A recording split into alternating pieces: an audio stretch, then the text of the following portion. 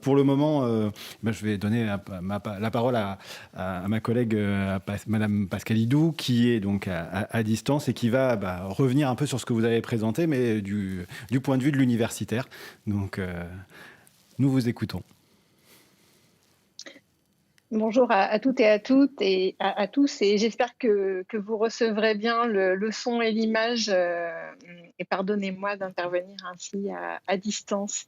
Alors évidemment, je voudrais commencer par remercier Jean-Baptiste Villa et toute l'équipe de la chaire de m'avoir confié pour participer à la réalisation de ce premier bilan des apports de la réforme pour ce qui concerne le nouveau dispositif de régulation des jeux d'argent et de hasard. En substance, la question qui m'a été posée par les organisateurs est assez précise, hein. Il s'agit de savoir si les nouvelles prérogatives et le nouveau champ d'intervention de la nouvelle autorité nationale des jeux vont permettre la mise en place d'un véritable mode de régulation qui serait susceptible de servir efficacement la poursuite des 4 objectifs qui ont été prévus par la loi. Alors, l'interrogation, elle a pris ses racines dans les constats d'insuffisance sur lesquels les intervenants sont déjà revenus, hein, sur lesquels notamment la Cour des comptes et les travaux de la chaire, le comité d'évaluation et de contrôle des politiques publiques ont eu l'occasion d'insister largement. On sait que la mise en place de l'ARGEL en 2010 n'a pas suffi à mettre en place un dispositif de régulation suffisamment global, suffisamment efficace, et il existait à l'égard de ces insuffisances un certain consensus. Deux insuffisances. D'abord, l'éclatement normatif et institutionnel de l'encadrement de ces activités, avec de multiples intervenants et de multiples normes qui sont conçues traditionnellement. La Cour des comptes a eu cette expression selon une logique de silo, notamment en raison de l'histoire, mais aussi en raison des différences qui peuvent exister entre les activités à réguler, hein, les casinos, les cercles de jeux, les jeux de hasard qui sont accessibles physiquement ou en ligne, les paris sportifs, le PMU. Et puis, deuxième grande insuffisance sur laquelle il existait un consensus, l'insuffisance des attributions de l'autorité de régulation pour permettre un véritable accompagnement qui soit global et qui soit continu pour le secteur à réguler. Donc, il s'agit ici de me prononcer sur l'amélioration du dispositif avec des enjeux de cette évaluation qui sont à la fois d'ordre politique, l'efficacité du dispositif, bien sûr, mais aussi des enjeux juridiques, puisqu'il a été beaucoup souligné que la cohérence du dispositif national de régulation serait un élément d'évaluation de sa régularité vis-à-vis de nos engagements européens. Alors, encore faut-il, avant de se lancer dans cette première évaluation, que nous nous entendions sur ce que nous allons entendre par un véritable dispositif de régulation. Et personne ici, je suppose, n'ignore la difficulté à saisir ce concept, et je me permettrai de renvoyer pour une présentation exhaustive de cette difficulté aux précédents travaux de la chaire, hein, qui avaient parfaitement synthétisé la richesse et la difficulté de ce concept. On va ici aller à l'essentiel et s'entendre pour considérer qu'un véritable dispositif de régulation doit permettre le fonctionnement équilibré d'un système complexe, c'est évidemment le cas du secteur dont il s'agit aujourd'hui, dans le but de satisfaire des objectifs d'intérêt général d'une politique publique. On connaît les 4 objectifs qui ont été rappelés tout à l'heure. Et cette régulation doit agir au moyen d'une action qui soit à la fois globale, continue, pragmatique, et ça signifie donc ajustable. Il faut pouvoir combiner différents modes d'action et il faut pouvoir ajuster de façon continue ces modes d'action aux nécessités. Alors, à l'aune de cette définition rapide de ce que serait un véritable dispositif de régulation efficace, quel regard peut-on porter sur la nouvelle autorité nationale des jeux, ses attributions, son domaine d'intervention? Sans surprise, hein, le verre est à moitié plein et à moitié vide. Alors bien sûr, la mise en place de cette nouvelle autorité permet l'ébauche d'un véritable dispositif de régulation, je vais d'abord y insister, mais évidemment, il reste encore des limites dans l'efficacité de ce qui aurait pu être conçu, et on y viendra dans un deuxième temps. Quelles sont d'abord les avancées? Il y a une double amélioration, sachant que les choses fonctionnent ensemble, hein, la présidente Falque-Perrotin l'a bien expliqué. En amont, le contrôle de l'accès au marché est amélioré, et en aval, les outils d'accompagnement continu et régulier de ce marché et de ce secteur sont également améliorés. Pour ce qui concerne en amont l'amélioration du contrôle de l'accès au marché, le nouveau dispositif de régulation prend appui sur le socle qui existait avec l'ARGEL, mais l'élargissement du domaine régulé va permettre de considérablement améliorer le contrôle du régulateur indépendant sur l'accès des opérateurs et l'accès des produits au marché du jeu et de l'offre légale de jeu. Deux types d'instruments qui sont bien connus. D'abord, l'agrément des opérateurs de jeux et paris en ligne et ensuite l'autorisation d'exploitation des jeux sous droit exclusif. Quelques précisions peut-être sur ces deux aspects du contrôle de l'accès au marché. Alors d'abord, le maintien du pouvoir d'agréer les opérateurs de jeux et paris en ligne, c'est un outil évidemment essentiel du dispositif de régulation qui est maintenu et renforcé. On sait que l'agrément s'accompagne d'un cahier des charges et que le refus d'agrément doit être motivé par des motifs liés aux objectifs de la régulation. Donc cet outil-là, il est traditionnel, il est évidemment maintenu. Ce qui compte, c'est surtout la nouvelle maîtrise globale de l'autorisation d'exploiter des jeux. Et là-dessus, évidemment, l'élargissement du domaine de la régulation à l'ensemble des jeux, sauf ceux des casinos, évidemment, on a eu une allusion tout à l'heure, l'élargissement du domaine d'intervention du régulateur fait de lui un véritable contrôleur de l'accès à l'offre légale de jeux. Très concrètement, euh, plusieurs attributions de l'autorité nationale des jeux vont lui permettre d'avoir une maîtrise de ce périmètre du jeu légal. D'abord, l'autorisation annuelle de la liste des jeux exploités, avec cette petite négociation, on y reviendra tout à l'heure, mais il y a été fait allusion lors de l'intervention précédente sur la stratégie et le programme dans lequel s'insère cette offre de jeu. Donc ce rythme annuel va permettre un contrôle assez continu et assez régulier de ce qui peut être offert légalement sur le marché. Ensuite, la possibilité pour l'autorité nationale des jeux de s'opposer à l'évolution du mode d'exploitation d'un jeu qui était précédemment autorisé. Ça aussi, c'est une deuxième clé de contrôle de l'accès au marché.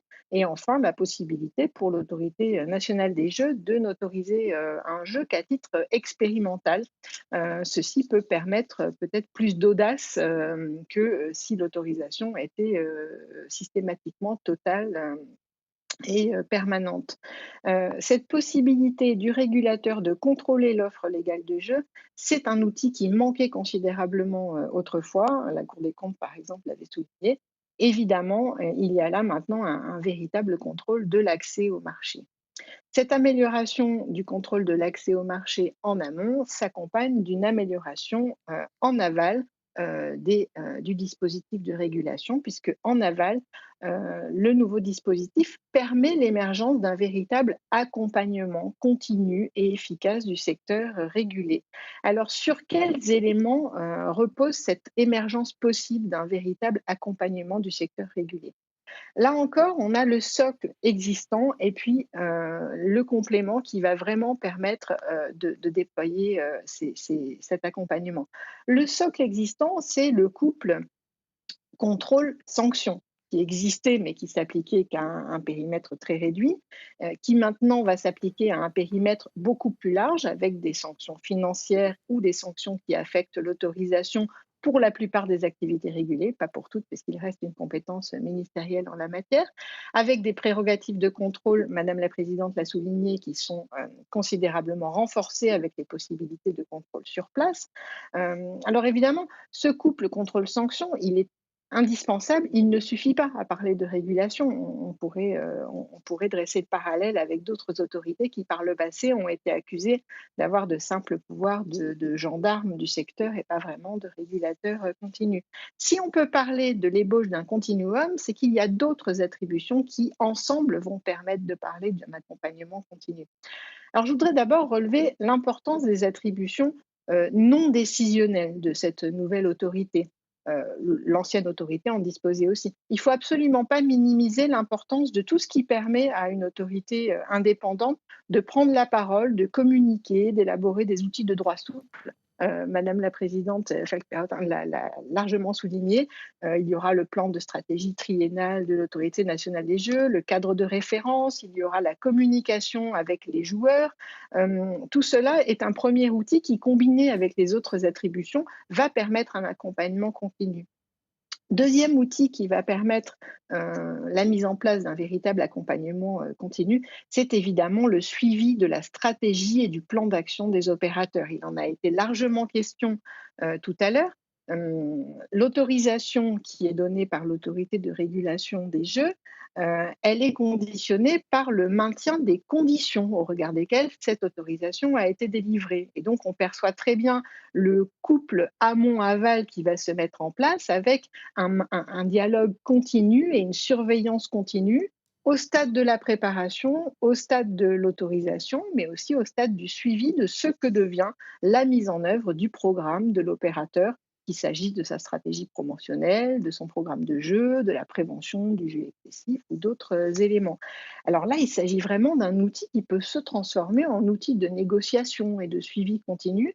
Et on voit très bien comment ici, le droit souple et les prérogatives contraignantes de l'autorité vont pouvoir former une combinaison efficace, puisque la loi prévoit que dans l'hypothèse où les conditions d'origine ne sont pas maintenues, l'autorité va pouvoir suspendre, voire retirer l'autorisation qu'elle a délivrée. Et il s'agit ici d'une mesure tout à fait classique de police administrative, mais qui va déployer pleinement son efficacité d'outil de régulation parce qu'elle participe à un ensemble d'éléments.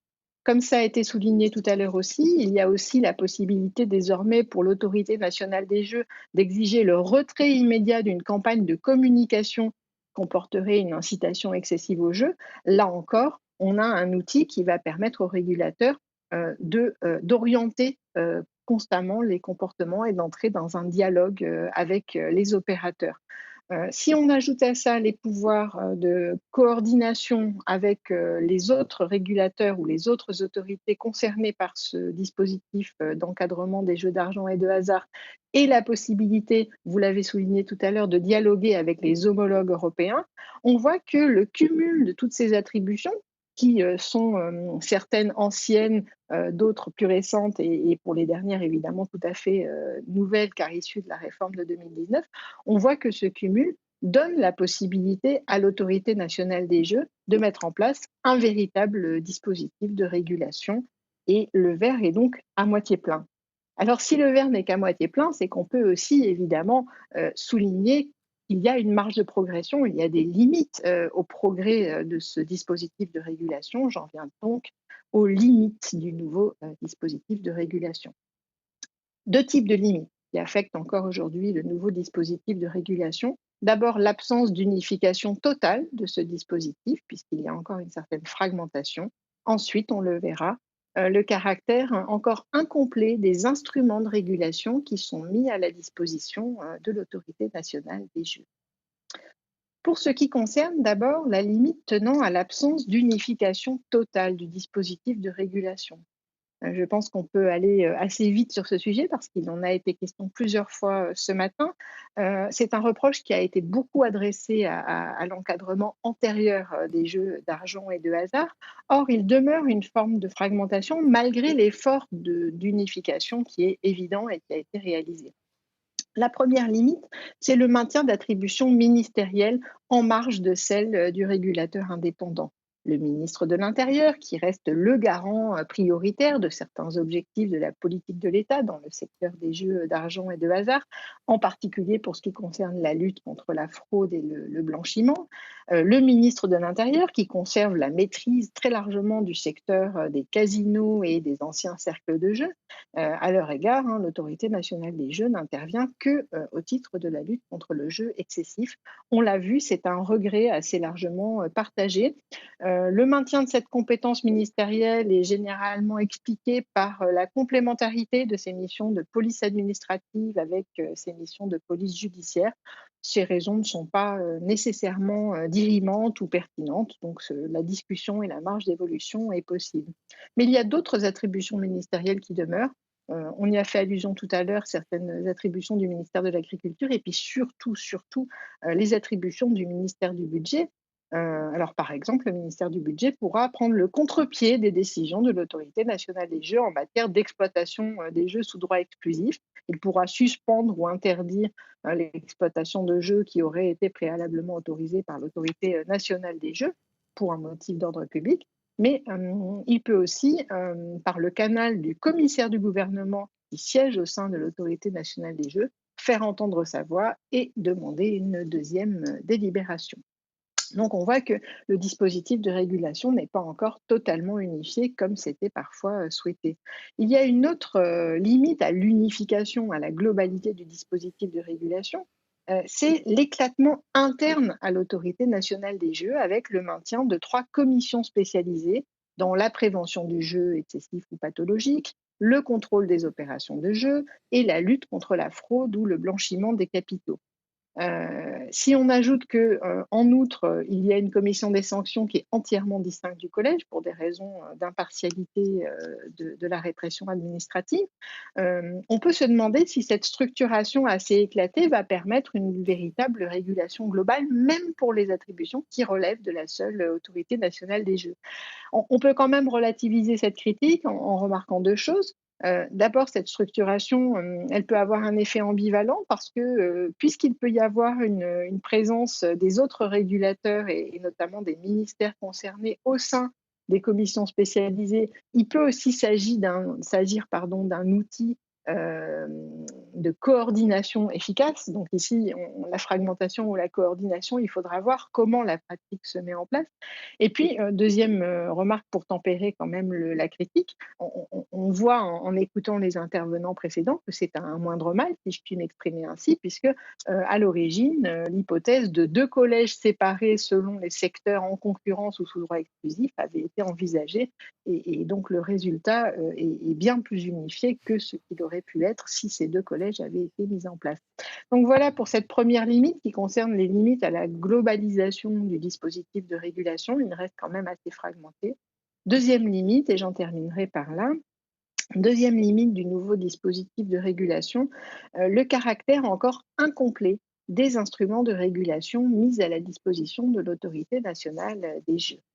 Euh, on peut par exemple s'amuser à comparer les attributions de cette autorité avec celles d'autres autorités indépendantes intervenant en matière de régulation économique et se demander si elles ne pourraient pas avoir par exemple un pouvoir réglementaire plus étendu, si elles ne pourraient pas avoir la possibilité de proposer des alternatives à la sanction avec des engagements, des transactions, des dispositifs de composition administrative ou encore des dispositifs de coopération, de clémence qui permettraient de renforcer ce dialogue, cette emprise amont-aval auprès des opérateurs en maniant à la fois la conviction, mais aussi parfois la coercition. Donc ça, c'est une première marge d'évolution possible qui consisterait à accroître les pouvoirs, mais peut-être que les premières expériences conduiront à faire ce choix s'il y a une clause de revoyure dans la réforme.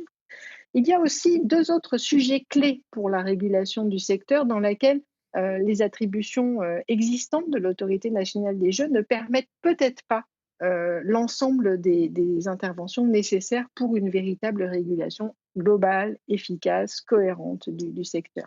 Deux questions clés. D'abord, celle de l'accompagnement de l'évolution technique et puis ensuite celle de la régulation économique globale du secteur. Pour ce qui concerne l'accompagnement de l'évolution technique du secteur, on peut se demander si les nouvelles prérogatives du régulateur indépendant vont lui permettre de suivre efficacement les défis de l'évolution technique. Trois questions, en tout cas pour lesquelles je n'ai pas à ce jour la réponse. D'abord, la maîtrise qui est rendue possible sur l'évolution de l'offre légale de jeu. Est-ce que cette maîtrise est réellement permise ou est-ce qu'il faudra renforcer les prérogatives de l'autorité nationale des jeux pour lui permettre de trouver le point d'équilibre? Est-ce qu'elle va être gênée par les interventions du ministère du Budget, par exemple? Là, c'est la pratique qui permettra de le savoir. Deuxième interrogation sur cet accompagnement de l'évolution technique. Comment insérer dans le dispositif global de régulation les produits qui sont encore en marge de ce secteur? Je pense aux compétitions de e-sport ou aux loot box. Faut-il les inclure? Est-ce que leur non-inclusion va être problématique et est-ce que ça empêche d'avoir une approche globale de l'offre de jeu? Là-dessus, je ne suis pas sûre que le dispositif tel qu'il existe permette une régulation parfaitement globale et efficace. Enfin, quid de la régulation des jeux qui sont mis en ligne par des opérateurs étrangers? Là aussi, je pense que les premières utilisations du dispositif de régulation permettront de comprendre comment le dispositif national s'insère dans la pratique technique qui, elle, ne connaît évidemment pas de frontières. À côté de ces questions qui concernent l'accompagnement de l'évolution technique, il reste d'autres questions en suspens concernant plus généralement la capacité de l'autorité nationale des jeux à procéder à une régulation économique du secteur. Alors d'abord, la régulation économique du secteur n'est pas vraiment un objectif à part entière de ce dispositif de régulation, et pour cause parce que c'est un secteur dont les spécificités économiques ont été déjà soulignées par les travaux de la chaire, et c'est un secteur dans lequel il y a beaucoup de paradoxes parce qu'on veut faire fructifier une offre tout en la limitant. Donc évidemment, elle est difficile à réguler du point de vue économique. Or, on sait actuellement que les nouveaux entrants sur ce marché rencontrent d'importantes difficultés économiques. Il y a été fait allusion il y a un instant. Il y a quand même un risque, c'est qu'on ne trouve pas le point d'équilibre entre l'offre légale et l'offre illégale, qui se développe nécessairement si l'offre légale n'est pas correctement régulée ou n'est pas suffisamment attractive. Ici, on peut se demander si le caractère encore fragmenté, encore composite du dispositif de régulation va permettre de trouver ce point d'équilibre de la régulation économique du secteur, avec en particulier un poids des prélèvements obligatoires qui ne sera pas maîtrisé par l'autorité indépendante. Donc, pour l'ensemble de ces raisons, on voit que si progrès il y a, il reste des marges de progression pour un dispositif de régulation cohérent, efficace. Je conclurai avec deux remarques. D'abord, pour convenir, comme il a été souligné par la précédente intervention, que les fondations sont en train d'être mises en place par la pratique et que l'observation de la combinaison pratique qui sera faite des outils à la disposition du régulateur sera porteuse de beaucoup d'enseignements qu'on ne peut pas connaître encore aujourd'hui pour évaluer le dispositif. Et puis, deuxième observation conclusive, il est certain qu'il y aura une réévaluation par les pouvoirs publics de ce dispositif et peut-être des ajustements, mais il est certain aussi que les considérations judiciaires et budgétaires continueront de peser très lourd sur ce secteur, qui n'est pas un secteur comme les autres pour ce qui concerne la régulation, on l'aura compris. Merci beaucoup.